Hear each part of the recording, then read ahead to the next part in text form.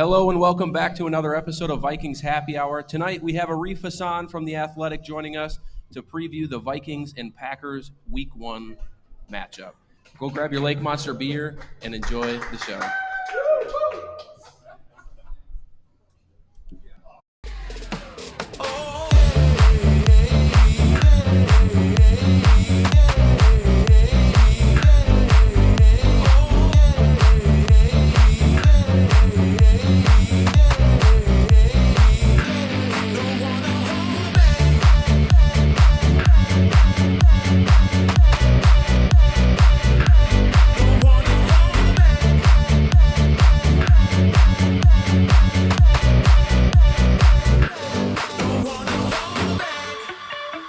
Welcome to Vikings Happy Hour, where we mix our favorite beverage and talk of your Minnesota Vikings.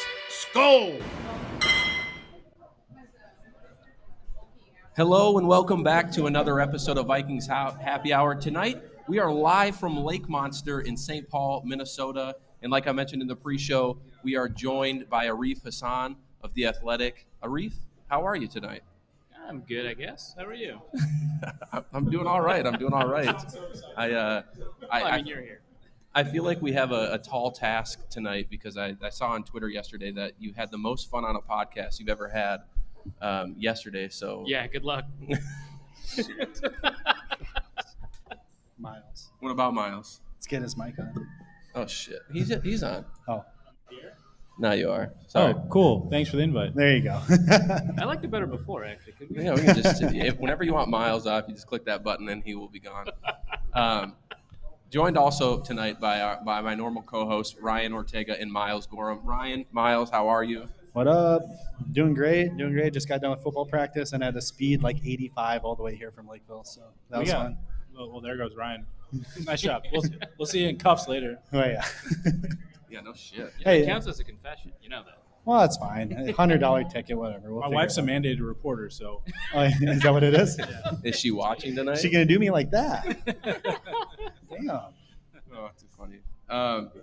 So obviously, we brought Arif on tonight for this live show because it's a big game for the Minnesota Vikings.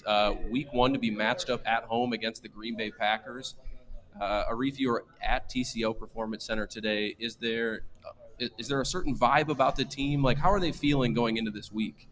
I mean, I think the team is like relaxed but confident. I think that the change in atmosphere for Mike Zimmer is pretty noticeable. I think that they very much enjoy coming to work. I think is the phrase that's been thrown around a lot in some of the reporting around the culture shift in the Vikings. And I think that means something, right? I think that it means you're willing to put in extra time. It means that you're willing to develop extra chemistry with your teammates and stuff. But all of that is kind of going to be background noise once the season actually starts, which happens in a couple of days, and I think that kind of urgency, to get the season started on the right foot. It's a home game, it's a divisional rival, it counts for a little bit more. I think is just kind of taking precedence over any of the other kind of fluff that we talk about.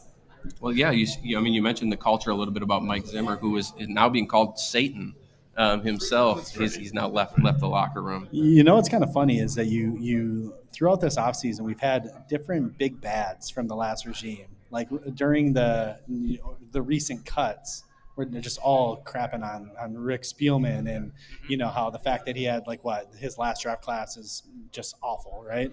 But then there's a report like he must have paid somebody because now there's this report that came out that from what was it, Terrence Newman, that just he was not great to work with at Zimmer. So it's like there's got to be something going on. Do you have any insights there in terms of just like there's like some sort of big bad that's out there? What's going on with that? Well, I think for one, last year's draft class, obviously there were some pretty tremendous disappointments, but I will say that I think that there are some elements of that draft class that they give it kind of a more even grade. I mean, like everyone's pretty positive about Christian Darrisaw, so it looks like you nailed the first round pick.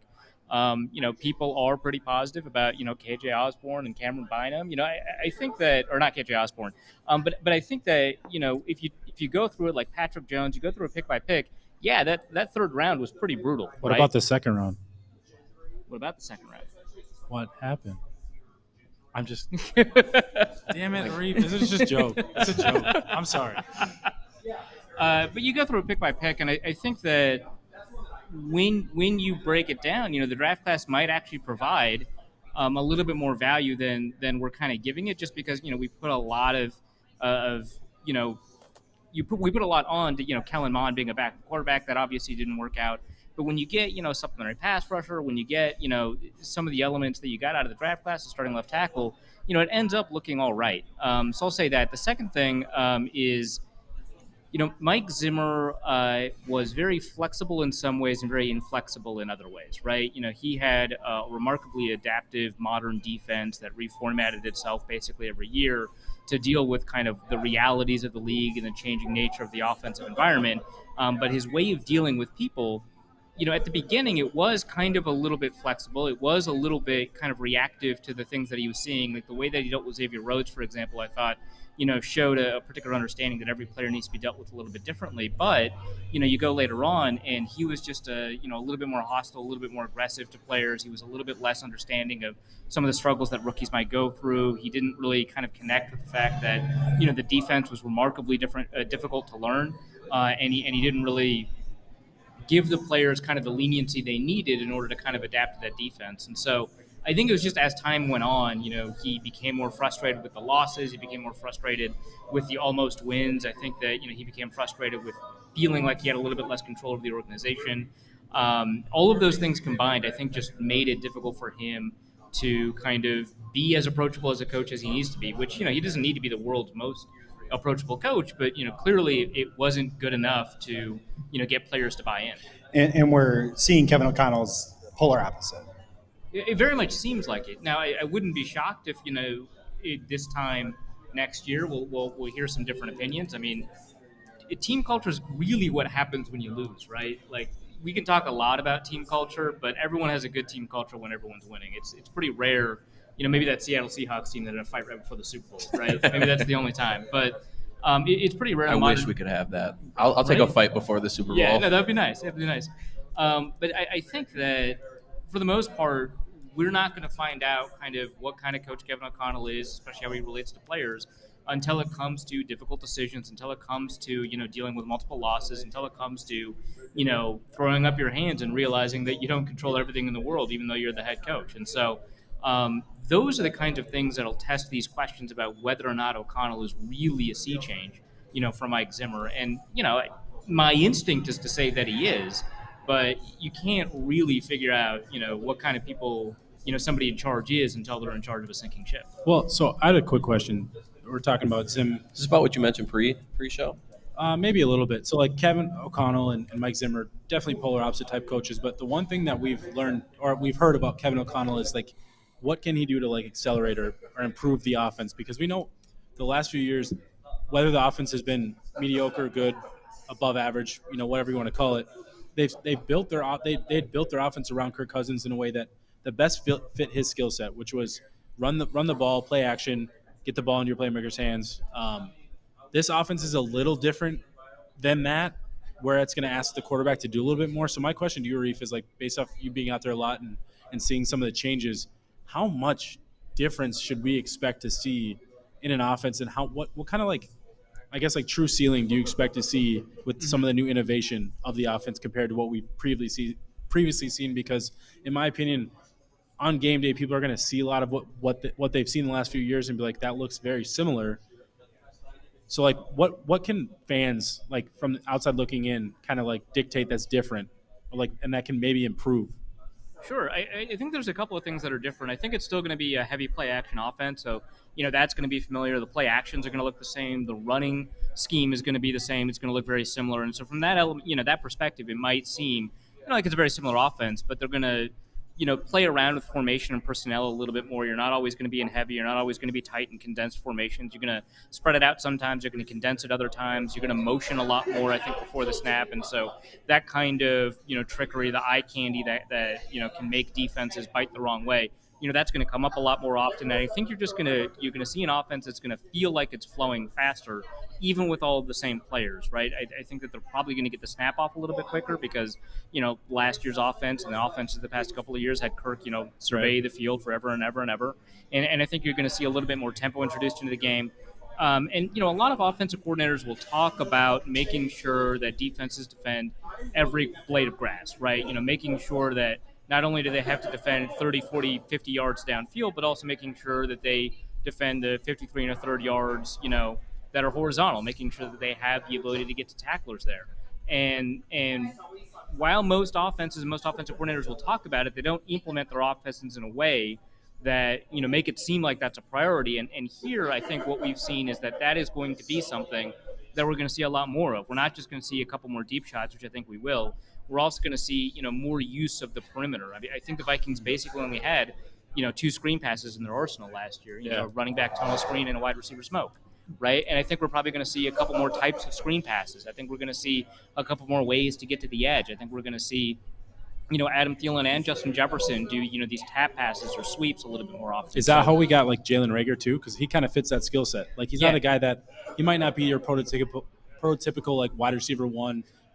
Yes, we know the whole story. He was drafted at Jefferson, but like his skill set fits a little bit more of that gadget type. Get the ball in his hands, let him move a little bit. Yeah, I mean, he's a returner, right? And so if you can get that guy into space with the ball in his hands, assuming he has the confidence he needs to play ball the right way, he has the ability to make people miss. He has the ability to be explosive. He has a good first step. Or I should say he showed a good first step in college. You watch some of the Eagle stuff, and some of that looks like it's been sapped away. So hopefully he still has it. But yeah, I mean, he's a perfect fit for that kind of role. I mean, before the Vikings cut Amir Smith-Marset, he'd be a perfect fit, for some of the perimeter stuff that we've been talking about. And, Reagor kind of fits within that as well. And so I think that we'll see a lot of that. I think we'll just see a lot more throwing the ball in general, in situations where, you could either run or pass. Where they would always run. Yeah. And I think you're going to see just kind of more people touching the ball, with different pass catchers available. And I think you're going to see, an offense that feels like it's flowing a little bit more than an offense that feels like it's resetting, every couple of plays. So before we get to the crux of the conversation here, Packers game, obviously, right? Last time you and I got to have a conversation live here, we talked about the draft class. It was right after the draft. You didn't like the Asamoah pick. I did not. Do you still not like the Asamoah pick? I mean, it's tough, right? I mean, he's going to be the third linebacker, and we're not going to see him on the field because their base package puts a defensive lineman on the field, not a linebacker. And so it's going to be a second, before we see what he does. I always expected him to be a good special teamer, and I'll continue to expect that based off of what we saw. But the things that I was worried about for him, some of those, turned up in the preseason and training camp. I do think that, when blockers get their hands on him, he has the ability or he doesn't have the ability to get out of it. He collapses a little bit against the run. But some of the stuff that I was worried about, otherwise, he's been doing pretty well at. I think that his play diagnosis has been good. His instincts have been good. Off and on, honestly. The way that he goes about it, I think, is kind of because he's undisciplined in his approach, right? Like he knows it's a running play, and he'll shoot the gap, and it's the wrong gap, right? Right. That's not a play diagnosis issue. That's fitting within the structure of the defense, and so he needs to do that a little bit more. And that's not too surprising. Most college defenses allow their fastest players to kind of freelance and everyone else to just kind of adapt to what they're doing. But I think that he just has so much to learn. I think his coverage skills, while better than I thought, are still kind of a liability. And I think his ability to get to landmarks and understand complex defenses, that's going to have to grow after a little bit of time. But he is running, faster than I thought. He is getting to some of his coverage assignments a little bit better than I thought. But I still think there's a lot for him to learn. Sure. Yeah, and I agree with some of that. I agree with some of that. You're never going to fully convince him. Well, no, and honestly, I agree with a lot of what you said. I don't think he's ready to start by any means. Do I think he could step in, let's say Jordan Hicks or Eric Hendricks gets nicked up? Can he start for a game or two? I think he'd be okay. I think he'd be better than Eric Wilson. He'd be better than Eric Wilson. He's definitely going to be better than Troy Dye and Blake Lynch like we had last year, right? In those I don't know spot about situations. Blake Lynch. I think Blake Lynch played well enough. Well, he got cut for a reason, I guess. I don't know. But who's still on the roster? Yeah. But to your point, he's got a lot to learn. Hopefully, Kendricks can maybe take him under his wing and kind of be the heir apparent there. I don't know if that's going to be the plan or not. But from what we've seen, and from your analysis, which again I respect your analysis a good deal. I told Except when it comes to Brian Asamoah. I told you pre-show. I told you pre-show that I respect a lot of your stuff. But not all of it. but not all of it, of course. But I was happy to learn that, or at least see, at least with my own eyes, some of the things that you saw in terms of a little better here, a little better there. Still needs some work, but he's going to get there. So I'm excited that we kept him. I'm excited that he earned that third spot. And again, I do think he's the future at linebacker here. No, that's a good point. He did earn that third spot, right? I mean, last year you saw those third rounders, make the team, and it's like, well, they make the team because they're third round rookies, right? It's the next year where they're going to have to demonstrate, they provide something of value. Like Chesserat never saw the field, right? And I don't expect that to be the case for Brian Asamoah. I think that he earned the spot. I thought that he did better than almost every other backup linebacker in camp, and that there was no question that if it had not been for draft capital, that he would have still made the team. So, not that I don't love this talk, but the purpose of this week is the Vikings and the Packers. Thank you, Matt. So, yeah, well, I didn't send the show notes to you, but yes, it definitely is. So let's start breaking that down and, take your sip of beer and then get ready to chat again, because I want to ask you just about like your overall concerns heading into this game. So I feel like a lot of Viking fans, me especially, I think my co-host maybe not so much, are very optimistic about this season and almost very optimistic about this game. Just define very, though. Like, what kind of optimistic? Like, some people say that and they're like a realist optimist, or like a. Well, I don't view you that way. So okay. Some people will say they're Ryan very does. Optimistic, and then they're like, the Vikings are going to win 9 games. I'm like, that's not like I'm not. And that's where I'm at. That's where I'm at. Like, I think 9, 10 wins. I'm not saying that's like a bad thing for a new regime. And We're everything, digressing on the topic, but I'm just asking you the question. Yeah, I'll answer it after the show. Anyway, so my question is, what kind of concerns do you have heading into this week 1 matchup versus the Packers? Sure. Well, I think that the Packers defensive unit, there's just that overall group, for most of the offseason had gone overlooked. Now that the Vikings are actually about to play them, a lot of people have been talking them up, and I think that that's appropriate. It's a really good group.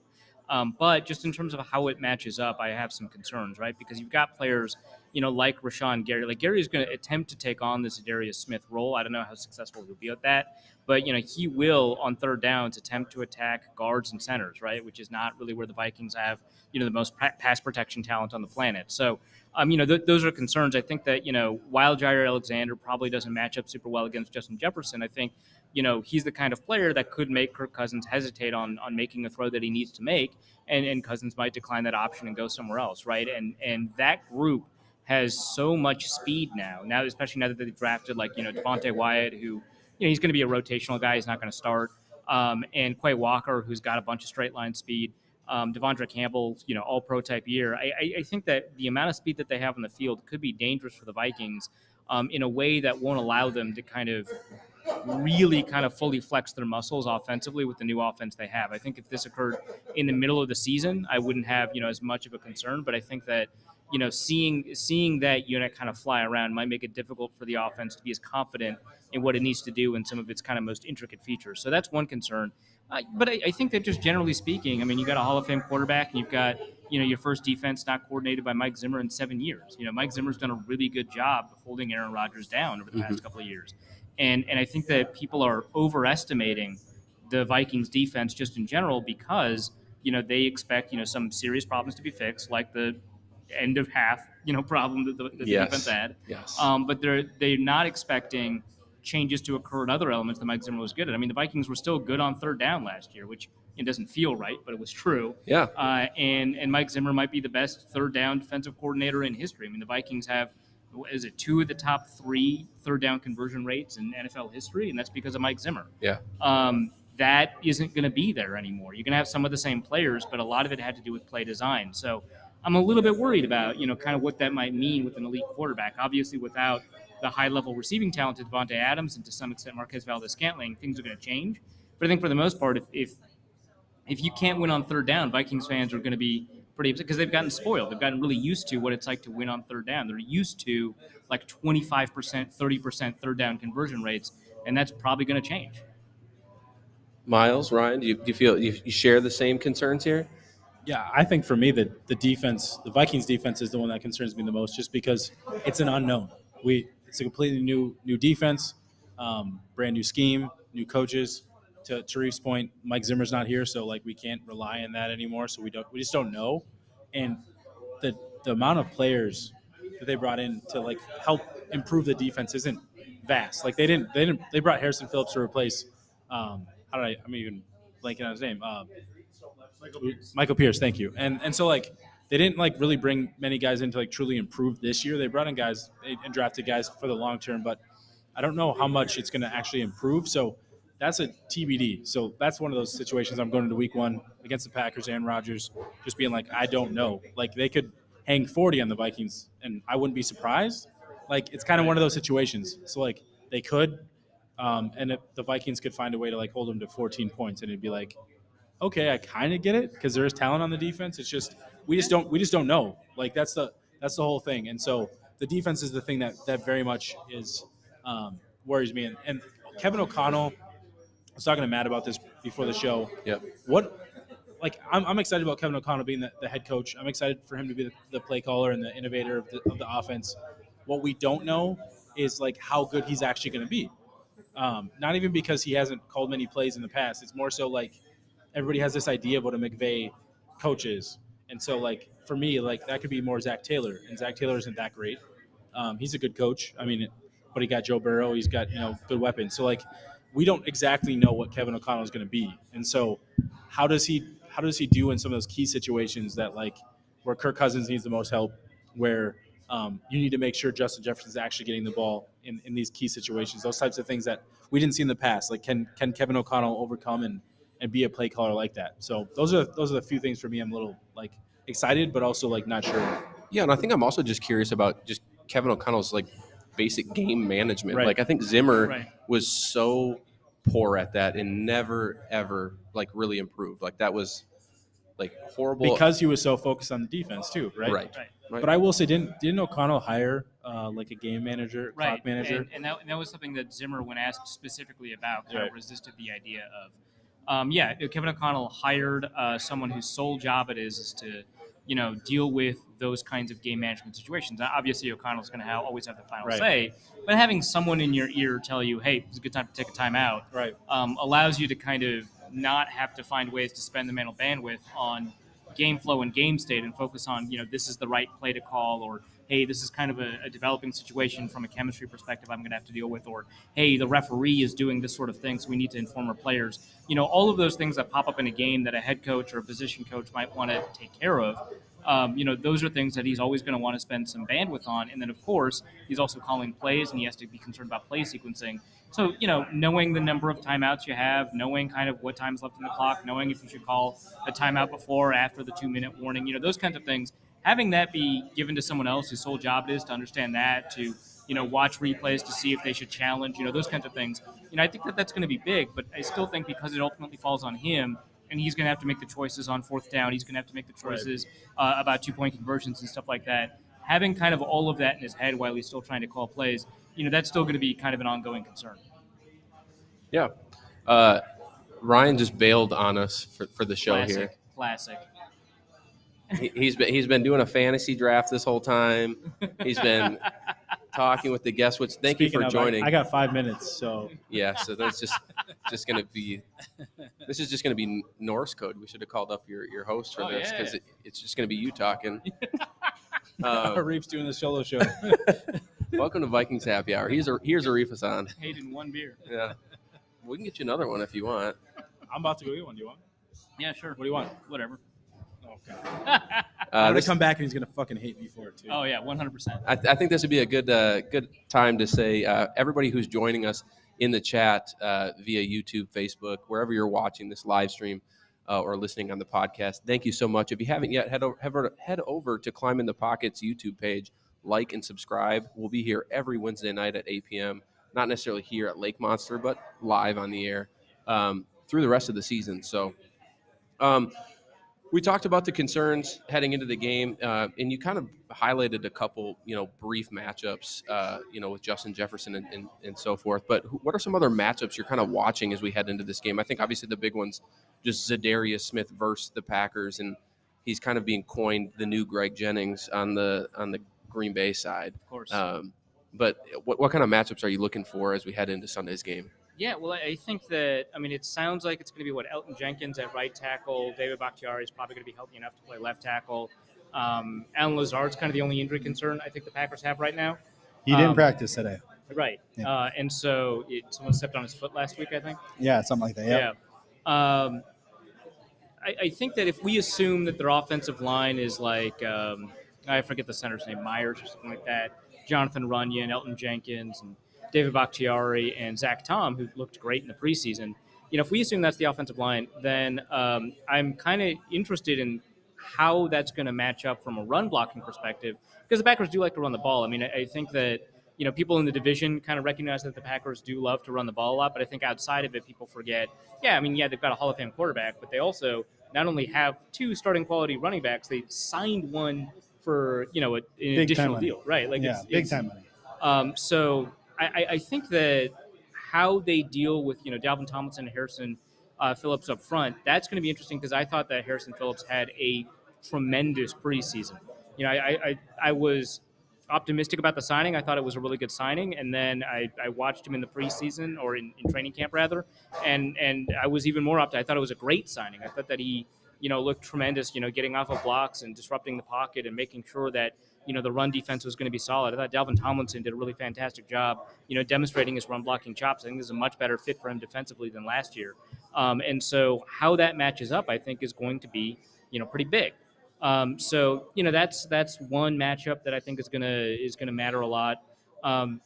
I don't really know how the Vikings plan to kind of distribute the cornerback receiver snaps. I assume it's not going to be matchup oriented. I assume it's going to be sides, but I don't know. If they see Sammy Watkins as a particular threat, well, I mean, that would be kind of funny. But if they see Sammy Watkins as a particular threat, they might want to isolate Patrick Peterson on them. If they see a good matchup against Romeo Doubs, it'd be kind of interesting to see if hey, maybe a bigger guy like Cameron Dantzler, a phrase you don't often hear, I guess, might be able to match up against Dubs.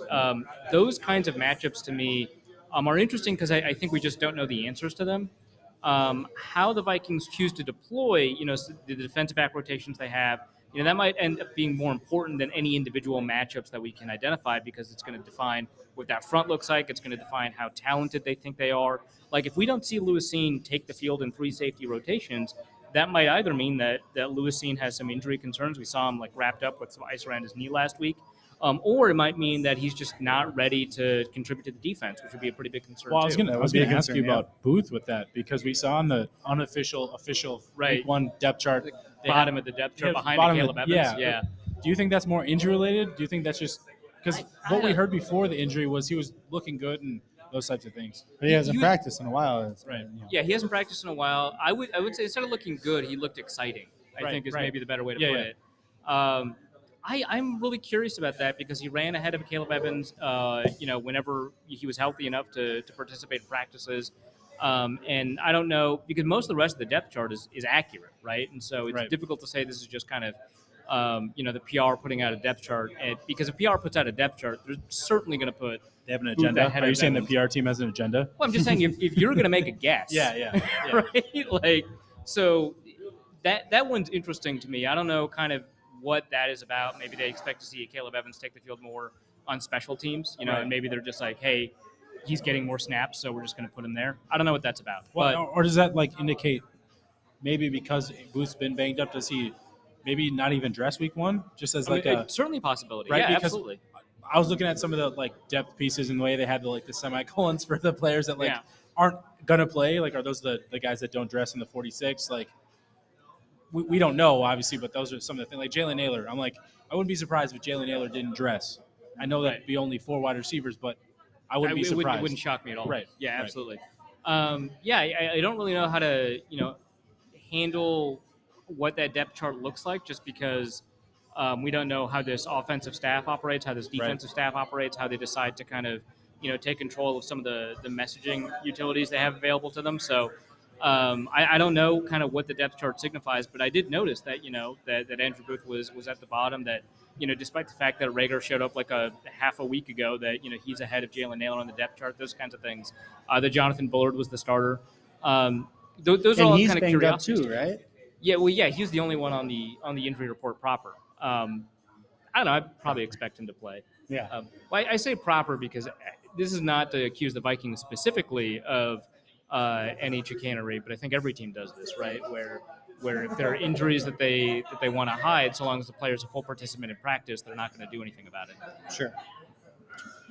Yeah, I was going to ask the same thing around Andrew Booth, just kind of where he's at.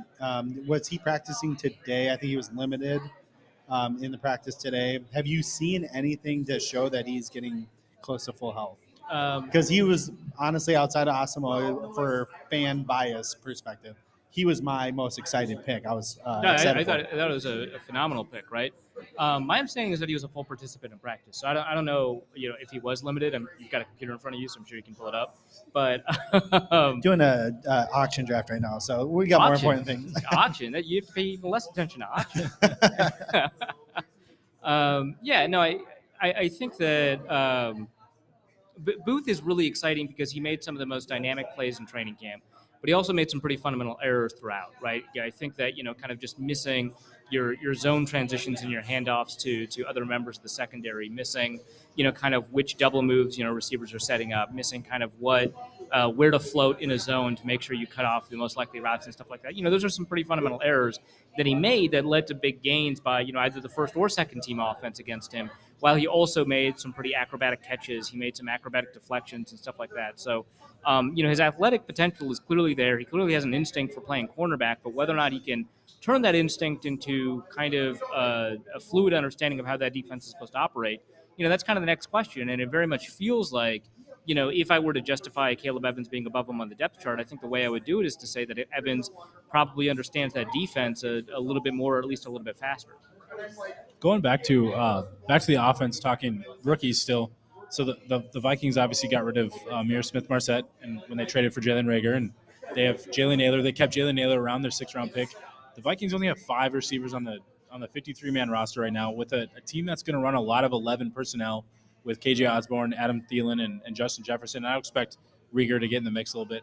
What was that like a surprise to you that they didn't keep more receivers, and that they're, with the anticipation of playing more receivers, only keeping 5 feels a little like off to me? Maybe, I don't know. I guess I think in my last 53-man projection, I also only kept 5, but I was kind of on that train for a little while. I had 7 receivers on one of my depth charts. It's kind of like a bold prediction type, Well, like a Dan Chisna making it for like right, special teams, right? Exactly, that sort of thing. But most of the time I had 6, right, because I thought 6 was a pretty reasonable number for the type of offense that they were going to run. But I've seen teams with 3 wide receivers on their week 1 roster only have 4 receivers, right? Sure. And so it is something that happens in these types of offenses, even though it's kind of rare, and it is a concern for the Vikings. I was surprised. I'm pretty confident the Vikings would have wanted him to make it all the way to the practice squad. I think that's just a clear miscalculation. I think Jalen Naylor would have, right? So I think that they or even like a Vidarian Lowe. That one was. Right. I think that one surprised me the most. Is like because they've got multiple tackle capable players, right? Right. Even though they traded away Jesse Davis, who's nominally tackle capable, right? They had multiple players available and willing to play tackle because they had both Oliudo and Blake Randall, and so you didn't really need him to dress on game day. And even if you did, you can do that from the practice squad now. So. Right. I thought that was a really curious decision. I don't know kind of what was the reasoning behind it, but I guess to the extent that I don't have the knowledge, I disagreed with it. I thought that they made a poor decision there, but we'll see. I'm just like my ADHD is kicking in here because I got Kanye coming through the speakers. I got comments flying on the screen, so I'm just like trying to figure out where I should go with my next move here. Did you guys talk about like matchups we can exploit on the Vikings, like to the Packers? Well, Justin Jefferson. Some stuff happening in the background there. I think that the way to kind of exploit a Justin Jefferson matchup is to force them to either declare that they're committing more defenders to that side of the ball wherever Justin Jefferson is lining up, or make them work for it, make them work for their single coverage if that's what they're going to do. He's trying to become the best receiver in the NFL, and certainly he has a credible claim to it. We'll see if, by the end of the year, that's something that analysts agree on. But in the meantime, the Vikings are going to treat him like he's in contention for that title, and so they're going to put him up against receivers in difficult situations, or cornerbacks in difficult situations.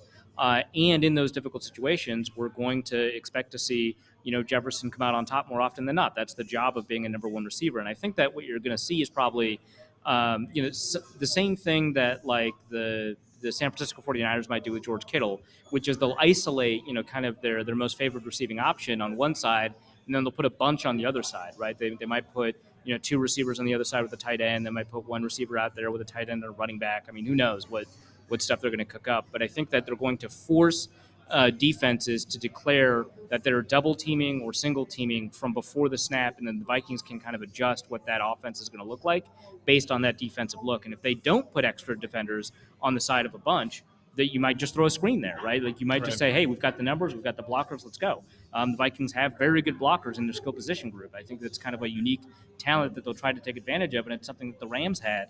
And here's my question on that. Like, so that's up to Kirk. Those are decisions. I think this offense is going to be more driven by Kirk and the quarterback than we've seen in the past. My question is, like, do you see, and this isn't a slight on Kirk. I think Kirk's a very good quarterback, but like he's not, the offenses the Vikings have put out the last few years has been to his benefit, but he hasn't had to make some of these types of decisions pre-snap. How do you feel he would adapt to those types of decisions? Because how his brain operates, he's very much like a calculated type person, right? So how do you think he operates in this type of environment? I think as a pre-snap quarterback, he is one of the better ones out there. I think that he is really excellent at identifying what he needs to do before the snap. Actually, I think that was kind of one area where Stephen Ruiz, I think the Ringer put out their quarterback rankings today. Yeah. That was one area that Stephen Ruiz ranked Kirk Cousins very highly in. And there was like one or two throwaway lines over the course of this offseason from the coaching staff and from Kirk that seemed to imply that, he's going to have a lot more control of how this offense is going to operate. We didn't focus on it too much. Don't know why. I'm a member of the media. Maybe I should do my job. But, that was something that was kind of interesting. And it even extended all the way to protections where, they said, hey, the center makes all the protections, but, the quarterback has better eyes. He gets to see the whole defense. And so he's always going to have veto power over what that protection is going to look like. And so, knowing that the responsibility for Kirk is there, the ability to change plays, it kind of depends on how they game plan, whether or not, they go into the huddle with two plays, which, some quarterbacks do, and then they get to pick the play, whether or not they've got some automatic kills in the offense that you'll always be able to go to, whether or not you've got, some code words that you'd be able to choose. Every game we've got, these 6 plays in our back pocket, and when we yell this code word, that's going to be one of those 6 plays. There's a lot of ways to do it, and I'm kind of curious how they're going to do it, and, maybe they're not going to tell us, but I think that is going to allow him to make those decisions that we were talking about where the defense declares like, hey, we're going to double Justin Jefferson. Kirk sees that. He sees a screen opportunity, with blockers in a bunch formation. He's going to throw it to Adam Thielen, who's going to be able to run it after the catch behind KJ Osborne and CJ Ham or something like that. And I think that is a matchup you can take advantage of. I could listen to you explain football like almost every waking hour, I think. And I don't know why. Whenever you want to do just like breaking down of when you explained the 3-4 defense to us last time you were on, I went back and watched that clip like 3 or 4 different times. I was just so enamored at the. You have to understand. I'm Minnesotan, so I have no idea how to respond to compliments. Okay, well. To the next topic. You gotta like insult him. Oh yeah, it's the only way. Yeah, thank you. Appreciate it. Before we move on to the lightning round here, which Dave, make sure this episode in particular is marked for adults only. Before we head into the lightning round, which is something we do in the regular season here on Vikings Happy Hour, I wanted to talk to you guys about what you think are the keys to victory for the Vikings as we head into this week's game. So I'll let Arif take a break here, and I know Myles is deep in his auction draft, so I'm going to defer to Ryan first. Ryan, what are your keys to victory this week? I'm not deep in an auction draft myself. We just don't care about your auction draft. Yeah. To be fair, Myles just started. You're like, who are you up with? Who's up right now? Bateman, your boy. All right. And I kind of want him. But anyway. Throw a couple of dollars to the gopher, man. Yeah, I'll throw 5. All right, there we go. Wow. So keys to victory.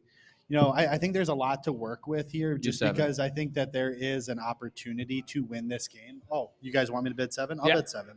All right. That's my max. So I don't like Bateman that much. I'm not a Minnesota guy. If he went to Oklahoma, All right, Arif, what are your See, this is the power of was live shows. beautiful. I can That's do this incredible. I right love here. that. All right, Ryan, go ahead. That's amazing. All right, so keys to victory. I think there's going to be a lot of opportunity here. Just looking at the matchups that we have, and I know that they have the better defense, and I know they have the better quarterback, but they don't have the better receivers, and I'm not fully confident in their cornerback depth. Obviously, Jair Alexander is good. Jefferson has exposed him before. He will again, and he's coming off an injury. He will again, and he's coming off an injury, which we haven't seen him play in a while. Like, where's the confidence for him at right now? I think that there's going to be a lot of opportunity for our offense to stake a claim at the fact that the Minnesota Vikings are now an offensive team that has creativity, that has the gumption to really drive forward with just that winning culture of I'm not going to let the foot off the gas like we've done in the past. We're not going to play ball control offense. We're going to go and try to score every single time we touch that field, unless we're up like 35, 40 or whatever, But I think Against that the Packers, I'd still like to see it. well, that would be hard to see, but if we can get there, let's fucking go, right? like why would we not take that opportunity? So I think we have an opportunity to really not only exploit the secondary there, just because I think Kirk Cousins is a very accurate quarterback, and I think our receiving options are very, very solid. But I do think that there's going to be some opportunity for us to, on the flip side, Pat Pete, Cam Dantzler with his newfound confidence, and then et cetera, whoever else, Shannon Sullivan, maybe revenge game, right. Shannon Sullivan, maybe revenge game, to really lock down the lack of quality depth that they have at receiver, because Sammy Watkins is good for one game. Unfortunately, it usually is only the first game of the year, but he's only good for one game of the year. And then Romeo Dubes, we don't know what he is. He's a training Dubes. I don't know how to say his name. He's training camp star. Sure, that's great. What's going to happen in real games? Christian Watson has barely been on the field. Can Aaron Rodgers continue to make these receivers great, or is he at the point in his career where he does need a Davante Adams, who is arguably the best route runner in the league and probably the best receiver in the league? Outside of Stephon Diggs. Sure. So I'll say this. I think the last time that we saw Aaron Rodgers without a dominant number one, right, when Jordy Nelson was injured, he struggled a lot. In fact, he struggled enough for us to say, hey, is Aaron Rodgers washed, right? He's on the decline. Yeah. Obviously, that didn't turn out to be the case, right? He put up, an MVP season or two afterwards, but after he got a number one receiver. Right, yeah. So you're saying Davante Adams made Aaron Rodgers? Yeah, that's how you should think of it. And you did scoff and laugh at when I said how do you say his last name? It's Dubs. Is it Dubs? Okay, Yeah. Dubs. Like wins. My Dubs. bad. Yeah. Why would I care about pronunciation of other, especially the Packers? You're, Fuck that. you're on an audio medium. Yeah, that's true. Damn it, Ryan. Come on. We're professionals here. All right. As you just leave to talk to random people in the middle of the podcast. Yeah. So I think that one thing to keep in mind is that Davante Adams was a really bad receiver before he became a phenomenal receiver, right? His play was marked by an inability to get off the release, which is interesting because I think was he at Fresno State. I think that was one of his strengths coming out of college. So it was kind of interesting he couldn't do that. He dropped the ball constantly, and he had issues getting to his landmark, and then he became the best receiver in the league, right? And, in theory, somebody on the Packers could step up to do that. My biggest concern is if somehow that became Amari Rodgers. First, because it'd be very annoying to deal with the name combination there, right? Rodgers to Rodgers. Right. But second, it's kind of the same trajectory, right? Because Amari Rodgers was an enormous disappointment, right? I think that they expected a lot more out of him. They didn't get it. And if he kind of refines the approach in the same way Davante Adams does, which, I imagine it doesn't happen for everybody, right? But, there's that possibility, right, that someone's going to emerge out of that and become a really good player. I mean, Devondre Campbell did the same thing at linebacker for the Packers, right? So it's always possible that could happen. And I think that there's enough of a reservoir of talent for that to kind of emerge. I don't expect that, for example, of Randall Cobb. He's cooked. And it seems unlikely for Sammy Watkins, although I've always been kind of a fan of him. I've always felt like you cheer for him. For him, and then it's always week one. It's always week one. Well, it's not just that. It's that I think that when you see him operate in the Los Angeles Rams offense, midway through the season, yeah, he's only getting 3 receptions for 40 yards or something disappointing like that. But, watching him play, you can see why he was, tapped as such a talented receiver. He does, some really excellent stuff that I think when push comes to shove, he can actually produce, right? And so I think that there's going to be potentially something there. And then I think the Romeo Dub stuff is real. I think that I do too. I really do. Yeah. That I think is a big concern. And when you've got a potential rising star candidate that you don't have a lot of tape on, I'm a little bit concerned about kind of what that could mean. I don't think that he's going to immediately turn into a classic dominant wide receiver one, but I think it's a concern we have. I think, we're probably not going to have to worry about that with Christian Watson, at least for week one. Maybe the next time the Vikings and Packers play, that's something to think about. But yeah, he went to NDSU, so I don't really have the highest hopes for him. It's probably not going to happen. He went to a fake school. There you go. Eric Thompson, you're listening to this. Yeah, right. But, there is a bunch of wide receiver 2 talent on there, a bunch of players where if they're your second or wide receiver 3. Yeah, that's fair. Yeah. But where if they're starting for you, you're not upset. You're just upset if they're your best player, right? Right. And I think Rodgers might be able to cobble something out of that and produce a passing game. Plus, but in week one? I think so, yeah. Okay. And especially when you consider Aaron Jones is a good pass-catching back. For sure. You consider that, Robert Tonyan, I think, is a super underrated tight end. Is he going to be healthy enough to play? I know there's been questions. I think that he is. I think he's playing. Yeah, is he? Okay, yeah. I didn't see for sure. So. But, those are players kind of on the periphery of these kinds of discussions that could do a lot of damage that, I don't know how the Vikings match up with that sort of thing. Sure. Maybe it's just because of the trauma of dealing with all of these pass-catching backs that have done, your Tariq Cohens and your Theo Riddicks, people that have no business producing as much as they do against the Vikings, doing it constantly against year after year. A different defense. Right. I'm just saying maybe it's kind of this memory where I'm overrating that sort of thing. Sure. Right? Oh, sure. It's like trauma. Right. Yes. It's like running quarterbacks, too. It's like I've seen enough running quarterbacks do damage against the Vikings, but I literally hate anytime we play running quarterback. Right. Yeah. And it's for the same reason it's not logical, Just right? I think flashback to Josh Allen leaping over Anthony Barr. Yeah. Well, we'll wait until week 2 until that discussion, right? Because you got the Jalen Hurts coming in. Yeah. We're going there. We're going there, and then we have Kyler Murray later this year. You just throw in some video games. There you go. Yeah, right? Just make sure pay Call of Duty. Pay Call of Duty to doing double XP that week. Right, just have him show up for FaZe Clan. He'll be fine. No, I think that there are enough players in the periphery there that you'll be able to see a pretty effective passing game. So I actually do have confidence in the Vikings' run defense. It's that coverage unit that I'm just curious about, right? Because we don't have enough information on Cameron Bynum. We have even less information on Cameron Dancer. I don't know how Jordan Hicks fits in this defense. He was much better for the Eagles than he was for Arizona, right? And so I don't know how some of these important players in coverage will bear out.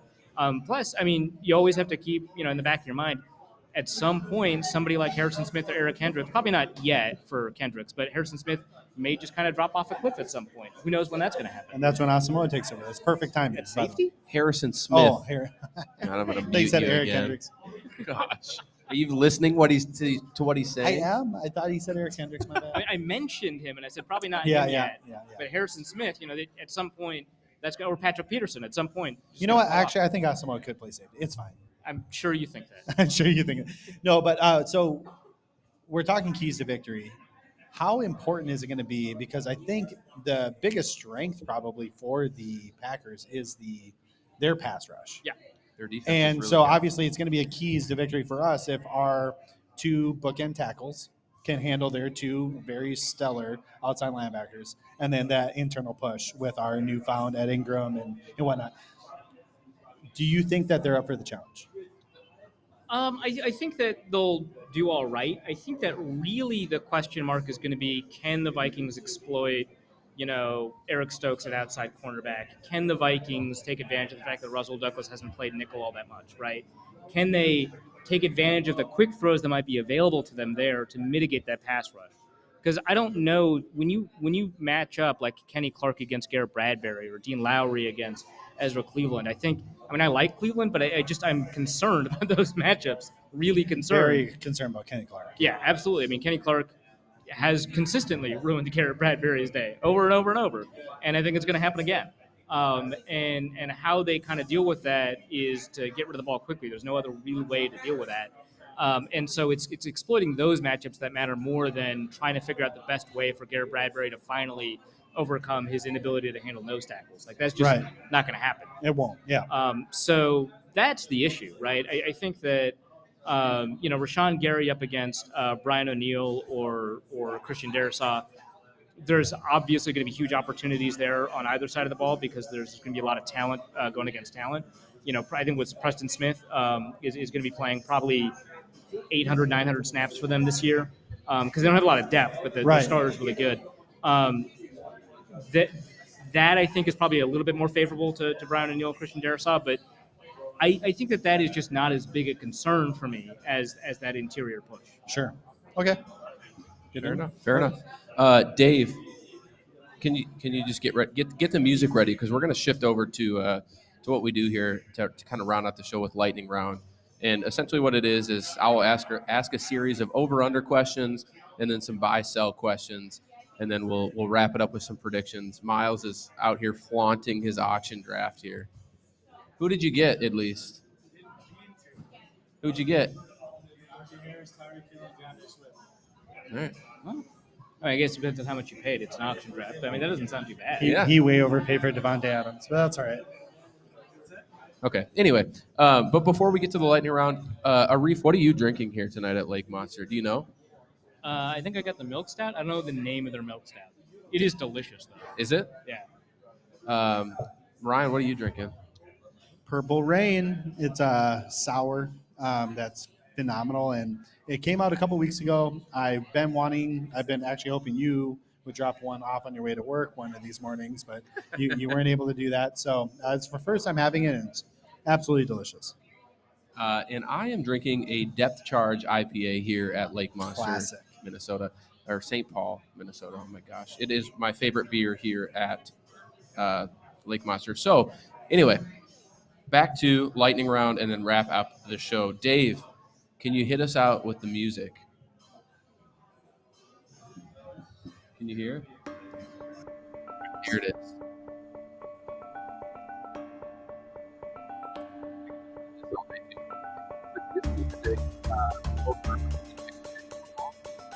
And anyway, I know we came into the show and Arif was just on the best podcast ever, and then he I came still onto think the show. this isn't it. I'm sorry. I was gonna say I don't think he's too impressed today. But anyway, I'm gonna start with you, Arif, on the over under. So just quick yes or no, and then a short answer. But Kirk Cousins has 300 passing yards on Sunday. His average against Green Bay is 281 yards a game. So over under 281? Yep. Over. Okay. Over. For sure. Myles, are you in on this game or no? All right. No. The next over under, Aaron Rodgers. Over under one interception. I guess it would technically be like 0.5. He's only had one interception versus the Vikings in the last 5 years. I'm going to say he does have an interception.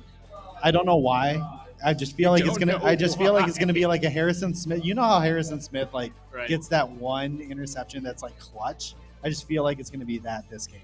Okay, real quick. So Eric Franzen is telling me I'm having the Murmur Milk Stout. So. Thanks, Eric Franzen. Which I believe is the name. So. Eric Franzen's right there in the Ponder jersey. Hey, what's going on? Ponder jersey. Delicious. Not the Ponder jersey, the milk stout. The interception thing is interesting because Rodgers has a historical problem of requiring extreme level of precision from his receivers. It's a bunch of new receivers who don't have a lot of familiarity with him. The receivers that do have familiarity with him outside of Randall Cobb don't have good familiarity with him, right? Mario Rodgers is just getting yelled at all the time.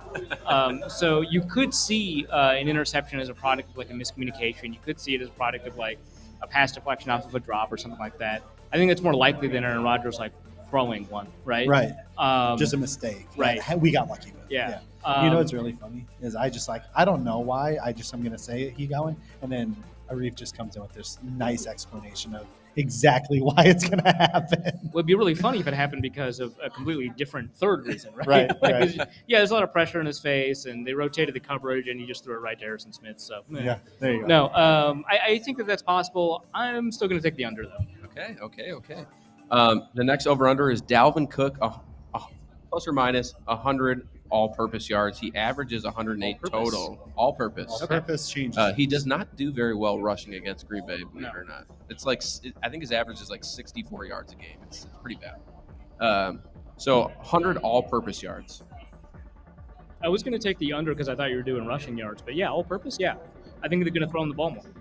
So they're going to throw the ball more, and he's going to catch a couple more passes. I projected him getting like 1.5 more passes a game or something like that. Yeah. And I think that this is kind of one of those games where you can have that opportunity. I don't know that he's going to be able to run the ball all that well again. Yeah, I think it's going to be a historic problem, especially against that front. But yeah, I think it's there. So I'll take the over.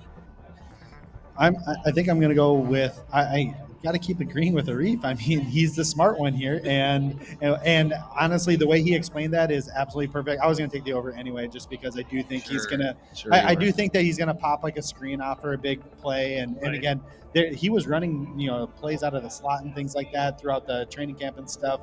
Just in doing different plays and things like that. So I do think that there's going to be an opportunity for him to definitely develop into that more pass catching back that he hasn't been in the past. Okay. Switching over to buying or selling. So you just, it's the age-old skit. You just either believe it or you don't. A lot of hype around Greg Joseph this training camp. Are you buying or selling that Greg Joseph could become an elite kicker this season? What is an elite kicker? I don't. There's one elite kicker. Yeah, if we ignore the one confirmed, verified elite kicker, I don't know what that is.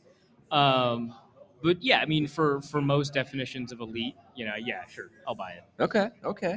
I think he'll 60-yard field goal. I think he'll be upper tier. I think he'll be upper tier for sure. Like I'm not gonna say elite because elite's weird, but I think he'll be upper tier. Okay. Are you buying or selling that Kirk Cousins can actually change under Kevin O'Connell? Oh my God. So I just wrote this piece with my new colleague at The Athletic, Alex. Yeah. Who, I don't know if you've read his Kevin O'Connell piece yet. It's on my bookmark. Oh, it's tremendous. It's fantastic. Now I get to learn what it's like to write. This is great. No offense, Chad. Love you, Chad. But no, Alex is a great writer. I'm really excited to learn from him. But we wrote this piece on whether or not, Cousins can kind of change, right? And past the age of was he 34 now? Mm-hmm. Past the age of 30, that's kind of a tall order. But we saw Alex Smith do it in a new offense, right? Yep. I think we saw Carson Palmer do it a little bit in Arizona. We saw Ryan Tannehill do it with Tennessee. So it is possible, right, past the age of 30, to do that sort of thing. Which reminder, Ryan Tannehill is really old. I know it's kind of hard to believe, but he came out like 25, 26 years old as a rookie or something like that. He was old to start with the Dolphins. So, it is possible. And I think that some of the conversations that, we've seen them have and that they've had with us kind of tells us that Cousins to some degree will, but it won't, he won't change his underlying philosophy, but how it kind of expresses itself on the field, I think will make it kind of look like a change. And to explain what I mean, it's that Cousins, I've long held this opinion that Cousins kind of always, colors inside the numbers, right? He wants to have the answers to the test, and those are the answers he's going to give. He's not a very improvisational quarterback in that respect. He doesn't adapt to different, situations all that well. And we referenced the Stephen Ruiz Ringer piece on ranking quarterbacks, and one of the things is that they said that he is this generation's best system quarterback, for better or worse, right? And I think that's still true, but if you design a system around ways to take advantage of really talented playmakers, it might potentially look like he is taking more chances. And I think one example of that is one of the very first availabilities that he had with us, he said that he was going through his progressions and he declined a progression during OTAs or something like that. And O'Connell pulled him aside and he's like, hey, I want you to hold on to that progression a little bit longer. And with that look, I want you to actually take it. I think the answer to the test here is actually to throw instead of to go into the other areas of your progression. And if he does that, if essentially the lines in his coloring book change, it's going to look like he's a different artist, right? Yeah, sure. But he's just on a new picture. Right, he's just on a new picture. And I think that's what's going to happen. And I think that might result, right, in, bigger play opportunities. It might result in a couple more picks, but I think it might also result in a couple more touchdowns. And I think that we're going to see him take more chances. But I think that when we get back into kind of the 2-minute drill stuff that, we've been harping on him for a long time, I think he's still probably going to be a pretty similar quarterback unless they design the plays in such a way that he can't throw over the middle of the field because there's no routes there, right? Um, I think that's kind of where you're going to see some of the old cousins kind of continuously rear its head. But, I think when it comes to taking chances over the middle of the field or deep downfield or throwing contested catches and stuff like that, I think we might see some differences. So you're buying with like an asterisk next to it. Yeah. Okay. And that, let's just talk fantasy football perspective, right? Where did that come? Oh, I think that was Dave. I think it's Dave. Okay. That probably improves the likelihood that you're going to see more opportunities for Jefferson, Thielen, and maybe even Osborne.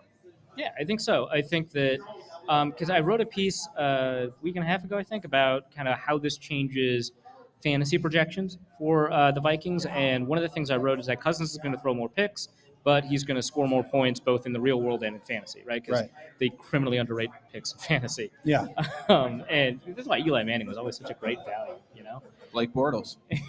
Exactly, right? Or Carson Palmer, too, honestly. Yeah. I think that we're going to see a lot more opportunities for someone like Justin Jefferson. What did Jefferson have? Like 1616 last year? Yep.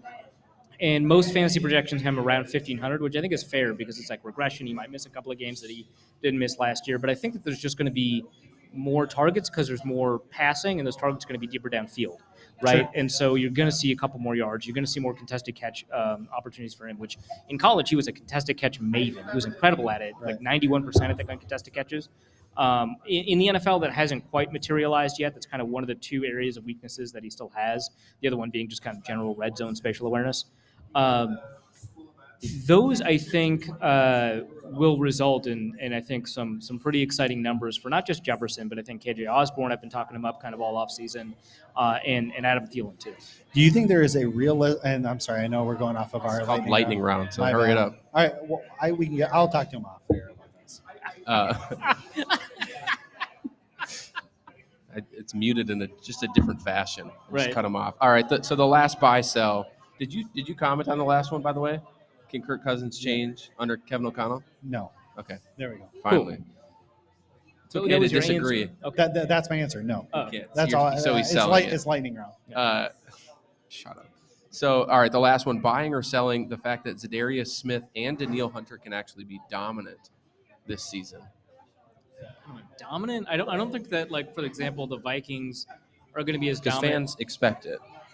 Yes, they do. I don't think they'll be as good as Hunter and Griffin at their peak. I don't think they'll be as good as, like Watt and Dupree were together on the Steelers. I don't think they'll be as good as some of those really elite, defensive end, like Averill and Bennett with Seattle, Miller and pick a guy. I don't think that they'll be as dominant in that sense because I don't think that Zadarius Smith will have the capability to hit his 2019 totals or his 2019 rates. But I think that Hunter is going to return to kind of his extraordinary, capability, his extraordinary rate of production. He looks physically like a very similar, if not the same kind of person. He's a really fantastic player. Smith does a lot of good things. He does them really well.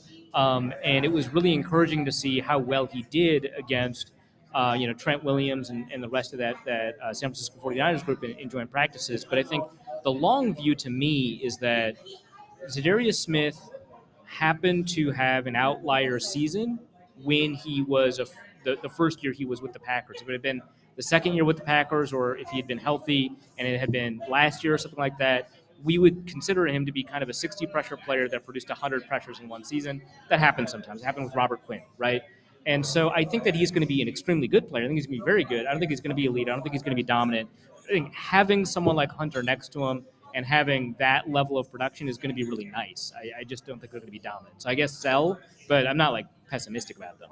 Okay, that's a fair. I am going to buy into it, and those are all very valid points and very good points. Again, to your point, Arif, I think that Danielle Hunter is going to be able to return to his elite-ish self that he is.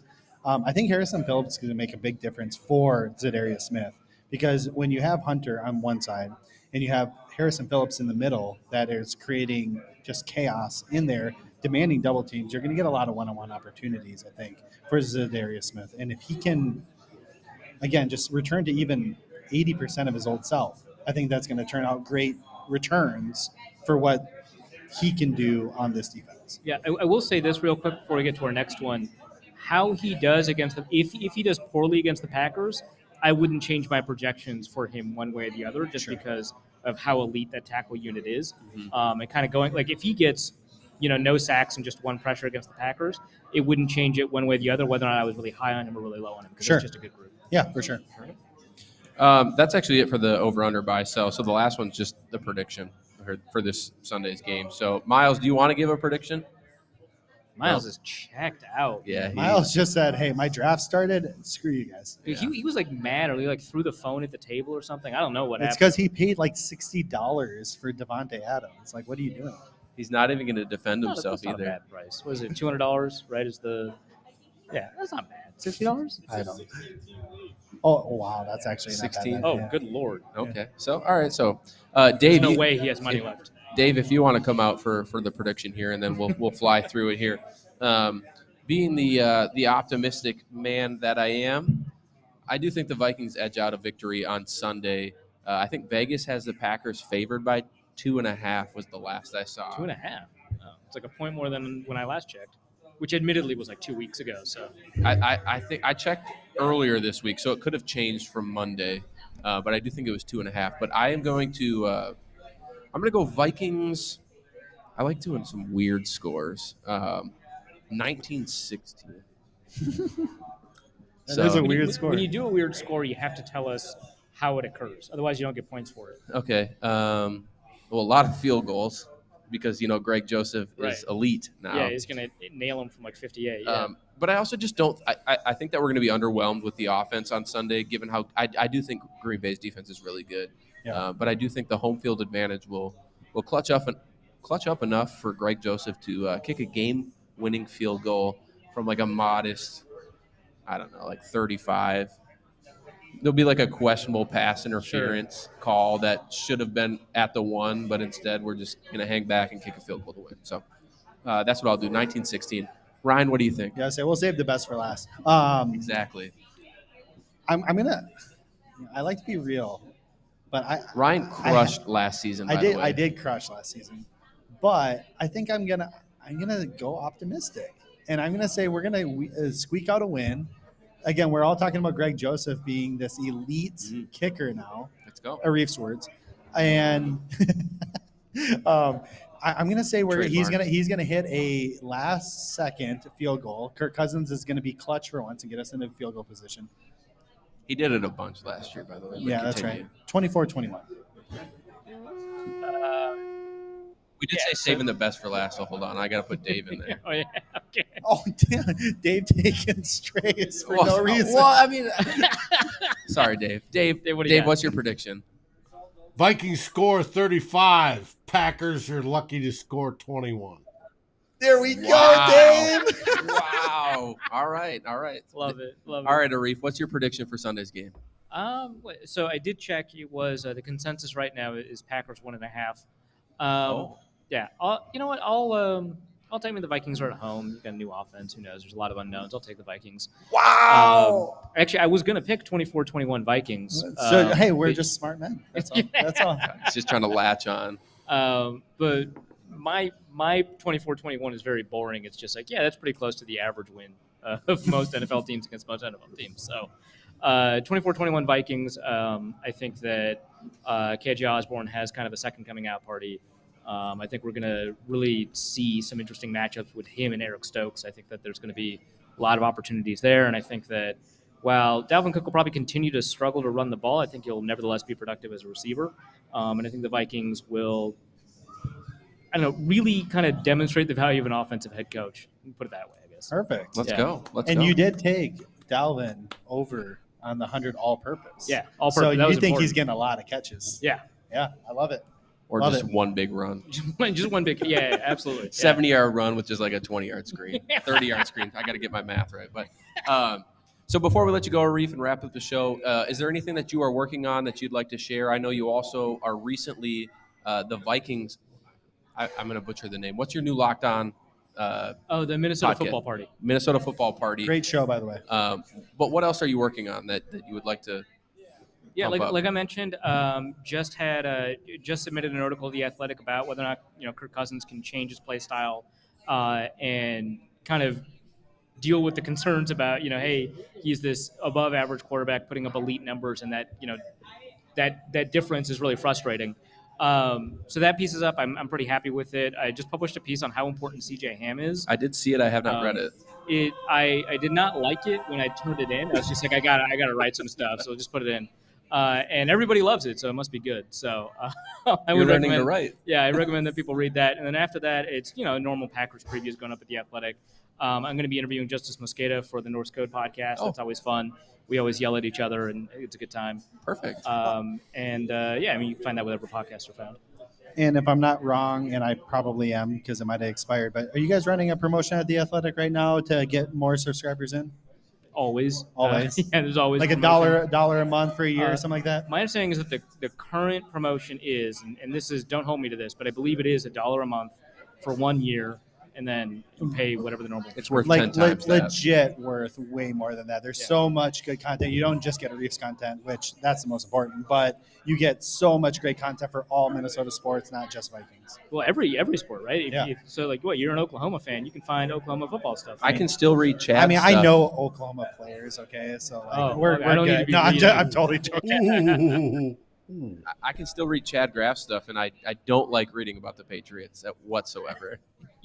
You can follow and unfollow specific authors in the app, right? That's a function that the app has. I know, but I like Chad too much. So, well, you guys are good to go. I'll wrap up the show with Dave if you want to go drink some beer. But thank you again, Arif. Let's give Arif a round of applause here coming in tonight. Look at that. It's a packed crowd here tonight. Thanks, Arif.